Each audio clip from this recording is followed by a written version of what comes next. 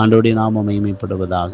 ஆதியாகமம் 41 51 வசனத்தில் யோசேப்பு, என் வருத்தம் யாவையும் என் தகப்பனுடைய குடும்பம் அனைத்தையும் நான் மறக்கும்படி தேவன் பண்ணினார் என்று சொல்லி மூத்தவனுக்கு மனாசே என்று பெயரிட்டார்.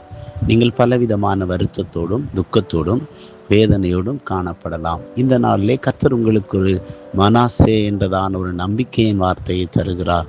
யோசேப்பு அனைவராலும் கைவிடப்பட்டதான நிலையிலே, புறக்கணிக்கப்பட்டதான நிலையிலே கர்த்தரை மாத்திரம் அவன் சார்ந்து காணப்பட்டபடினாலே அந்நிய தேசத்திலே தேவன் யோசேப்பை ஆசீர்வதித்து உயர்த்தி அவனுக்கு தேவன் ஒரு வளமான வாழ்வை தந்து உயர் பதவியை கொடுத்து அவனை ஆசீர்வதித்து ஒரு நல்ல வாழ்க்கை துணையும் தந்து நல்ல 2 பிள்ளைகளையும் தேவன் கொடுத்து அவனை ஆசீர்வதித்தார்.